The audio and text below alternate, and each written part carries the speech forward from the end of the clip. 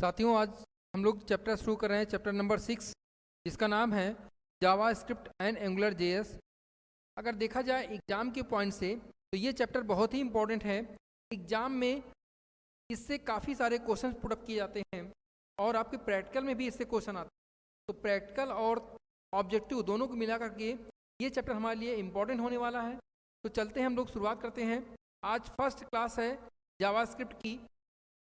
हम लोग इसमें प्रैक्टिकली और थ्योरेटिकल एक एक चीज़ें, इसमें बहुत सी इंटरेस्टेड चीज़ें हैं, जैसे कि ऑपरेटर के विषय में बताया गया है, जावा स्क्रिप्ट क्या होता है ये बताया गया है, क्लाइंट साइड सर्वर साइड क्या होते हैं, ठीक है, या जावा स्क्रिप्ट में मेनू कौन कौन से होते हैं, उसका यूज कैसे किया जाता है। तो ये सारी चीज़ें हैं जो बहुत ही इंपॉर्टेंट हैं। अगर एक आप वेबसाइट बनाने की इच्छा रखते हैं तो उसके लिए भी ये बहुत सारा इंपॉर्टेंट है, या कोई ओ लेवल का एग्ज़ाम देना चाहते हैं जो कि सेकेंड पेपर का होता है, तो उसके लिए भी पॉइंट से ये काफ़ी इंपॉर्टेंट है। चलिए हम लोग शुरुआत करते हैं।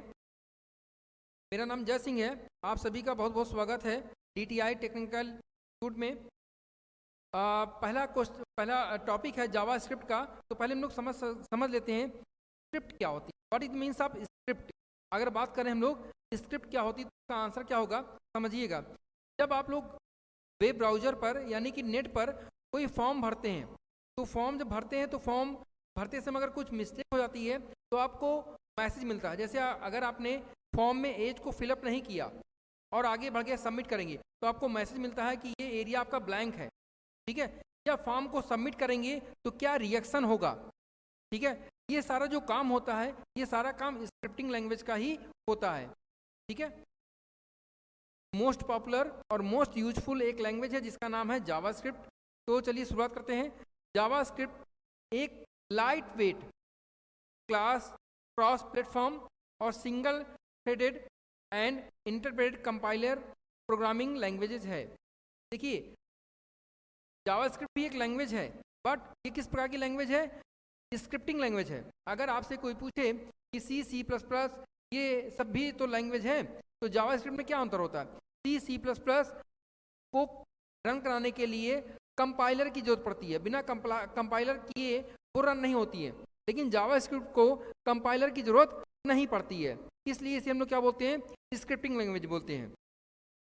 देखिए, इसमें लिखा भी है, इसे वेब पेज के लिए स्क्रिप्टिंग भाषा के रूप में भी जाना जाता है, यानी कि ये वेब पेज में स्क्रिप्ट को तैयार करता है।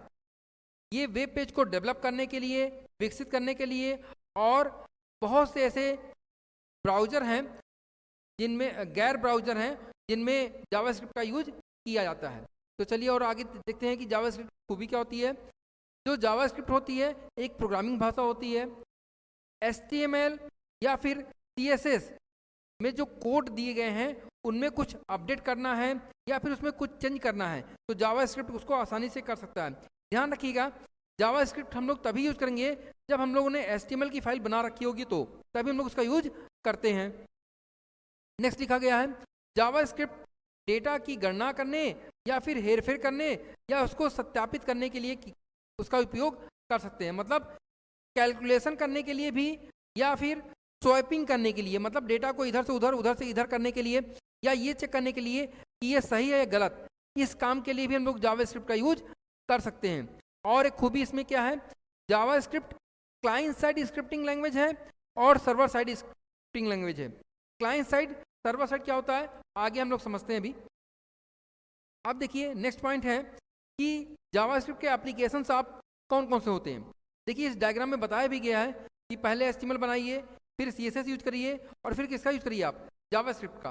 तो चलिए देखते हैं कि एप्लीकेशन कौन कौन से होते हैं इसके लिए। तो क्या होता है, वेब को डेवलपमेंट करने के लिए, या वेब एप्लीकेशन को डेवलप करने के लिए, या सर्वर की कोई भी एप्लीकेशन को डेवलप करने के लिए हम लोग जावास्क्रिप्ट का यूज कर सकते हैं। यहाँ तक कि गेम को भी डेवलप करने के लिए जावास्क्रिप्ट का यूज किया जाता है।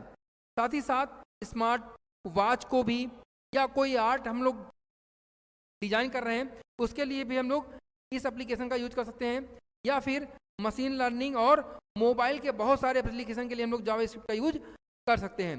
जावास्क्रिप्ट को यूज करने के लिए हमारे पास रिक्वायरमेंट किन चीज़ों की होगी, तो मोस्टली हम लोगों के पास दो चीज़ों की रिक्वायरमेंट होती है। एक होता है जिसे बोलते हैं वेब ब्राउज़र, और दूसरा होता है जिसे हम बोलते हैं टेक्स्ट एडिटर।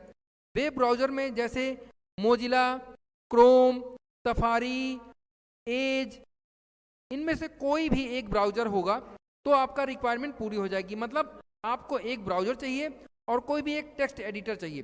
टेक्स्ट एडिटर जैसे एटम, सबलाइन, ब्रैकेट्स या फिर नोटपैड प्लस प्लस, ठीक है।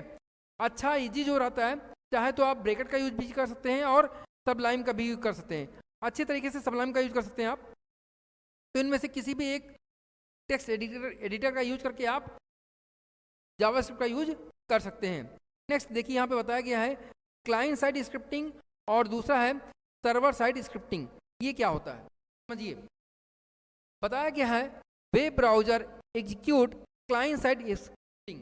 चलिए इसको प्रैक्टिकली समझते हैं। प्रैक्टिकली समझ लेंगे समझ में आ जाएगा। मान लीजिए आपके पास जब आप कोई मेल या नेट पे बैठ के कोई काम करते रहते हैं तो दो प्लेटफॉर्म होते हैं। एक तो जिस पर आप बैठे होते हैं यानी कि आप यानी कि यू, और एक होता है जिसे हम लोग बोलते हैं सर्वर। क्या बोलते हैं?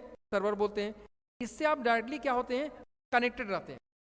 जैसे देखिए अगर एग्जाम्पल के द्वारा समझिएगा, जब आप कोई मेल करते हैं या मेल खोलते हैं, ओपन करते हैं, यानी कि जीमेल को ओपन करते हैं, जीमेल को ओपन करते हैं तो आप अपना मेल ईमेल आईडी देते हैं और पासवर्ड देते हैं। अगर आप अपनी मेल आईडी दिए और पासवर्ड दिया, पासवर्ड आपने गलत दिया, तो जैसे ही आप इंटर करते हो ऑटोमेटिक आपको एक मैसेज मिलता है कि आपने जो पासवर्ड दिया वो रॉन्ग दिया, गलत दिया हुआ। ये जो मैसेज मिल रहा है ये सिर्फ आपको ही दिखाई देता है, यानी कि आपके ही ब्राउजर पे दिखाई देगा। यानी कि किसको दिखाई देगा? आपको दिखाएगा। तो ये जो मैसेज होगा वो क्या होगा? Client side. क्या बोलेंगे? Client side. अब अगर बात करते हैं, एक यूजर अपना ईमेल आईडी दिया और उसने क्या दिया? पासवर्ड दिया और उसने सही मैसेज दिया, तो ये जो सही मैसेज देगा वो सीधे जाएगा सर्वर के पास। सर्वर चेक करेगा कि जो ईमेल आईडी है वही ईमेल आईडी का पासवर्ड दिया गया है, यानी ईमेल आईडी का पासवर्ड मैच कर रहा है कि नहीं कर रहा है। पासवर्ड मैच करेगा तो यहाँ से कंफर्मेशन लेटर आएगा और आपका जीमेल खुल जाएगा। ठीक है, ये जो काम हुआ, जो ओपन हो गया, ये किस साइड से हुआ? सर्वर साइड से हुआ। इसे क्या बोलेंगे? Server side scripting language. तो देखिए बताया भी गया यहाँ पे, it is use when browser have all code. Source code is use to transfer from web server to user computer over the internet and run directly on browser. जब कोई client किसी भी चीज़ को एक्सेस करता है सर्वर साइड से, तो जो अगर कोडिंग की गई है क्लाइंट साइड स्क्रिप्टिंग से, तो सिर्फ उस यूजर को ही दिखाई देगा, उसका इफेक्ट सर्वर पे नहीं पड़ेगा। अगर सर्वर साइड की बात करते हैं, web server are use to execute server side scripting. जो वेब सर्वर होता है वो अपने लिए यूज करता है सर्वर साइड की scripting. They are basically use to client dynamic page. It can also access the file system resending at the web server, a server side environment that run on a scripting language on a web server।